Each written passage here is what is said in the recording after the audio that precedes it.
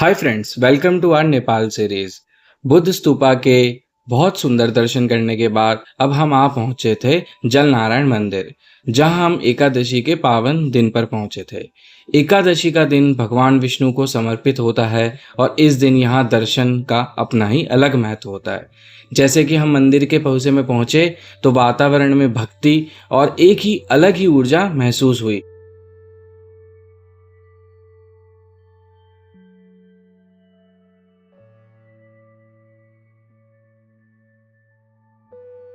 चारों तरफ भक्त जन भजन कर रहे थे, कुछ लोग परिक्रमा कर रहे थे और कोई शांति से भगवान के दर्शन में डूबा हुआ था।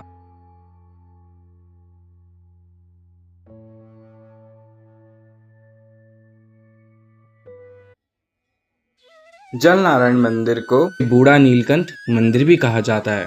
काठमांडू से लगभग 10 किलोमीटर दूर है। यहाँ भगवान विष्णु की लगभग 5 मीटर लंबी एक विशाल मूर्ति है, जो शेषनाग की गोद में जल के ऊपर लेटी हुई है। माना जाता है कि यह मूर्ति करीब 1400 साल पुरानी है और एक ही काले पत्थर से बनाई गई है। इस प्रतिमा को देखकर ऐसा लगता है मानो भगवान सच में जल में तैर रहे हों। दृश्य बहुत ही अलौकिक है। अब बात करते हैं इस मंदिर से जुड़ी प्राचीन कथा की। मान्यता है कि एक किसान ने अपने खेत में हल जोतते समय इस मूर्ति को खोजा था। जैसे ही हल मूर्ति से टकराया, वहां से खून बहने लगा।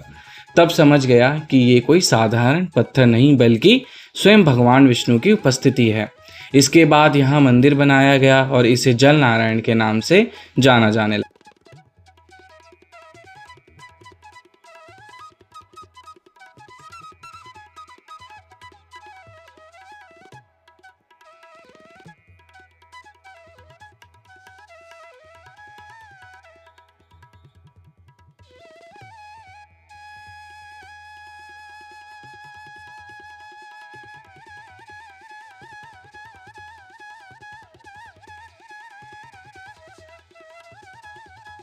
एक और मान्यता यह भी है कि पुराने समय में राजा और शाही परिवार के सदस्य इस मूर्ति के दर्शन नहीं करते थे, क्योंकि यह माना जाता था कि मूर्ति देखने से उनकी मृत्यु हो सकती है। एकादशी पर यहाँ आने का अनुभव वाकई बेहद खास रहा। भक्ति, आस्था और शांति तीनों का सुंदर मेल देखने को मिला। यहाँ का ठंडा और शुद्ध पानी, मूर्ति की दिव्यता और भक्तों की श्रद्धा, सब कुछ मन को भीतर से सुकून देती है। यहाँ की एक खास बात यह भी है कि जल नारायण मंदिर समुद्र तल से करीब 14,000 मीटर की ऊंचाई पर स्थित है और चारों ओर हरियाली और पहाड़ों से घिरा हुआ है। माना जाता है यहाँ की 5 मीटर लंबी मूर्ति और 13 मीटर चौड़ा जलकुंड प्राकृतिक रूप से एक विशेष ऊर्जा का केंद्र है, जहाँ ध्यान करने से मन तुरंत शांत हो जाता है। भगवान विष्णु की यह मूर्ति काले बेसाल्ट पत्थर से बनी हुई है और मूर्ति में बेहद सुंदर नक्काशी है, जैसे उनके हाथों में शंख, चक्र, गदा और पद्म। शेषनाग के 11 फनों से भगवान विष्णु को ढका गया है और उन्हें बुराइयों से बचाते हैं। यह दृश्य बेहद प्रभावशाली लगता है। यहाँ के स्थानीय लोग इस मंदिर को जीवित मंदिर भी कहते हैं, क्योंकि ऐसा माना जाता है कि यहाँ भगवान स्वयं विराजमान है।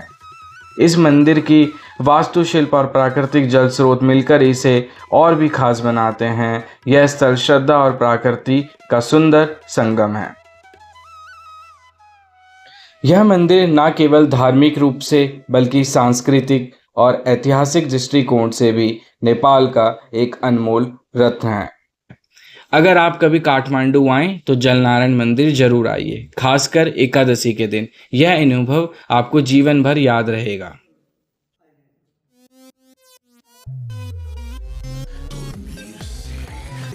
शाम को हमने मम्मी पापा की 34वीं वेडिंग एनिवर्सरी को सेलिब्रेट किया। एक और यादगार पल इस ट्रिप का हिस्सा बन गया। तो मिलते हैं अगले व्लॉग में एक नई जगह और नई कहानी के साथ। नेपाल की यात्रा अभी बाकी है।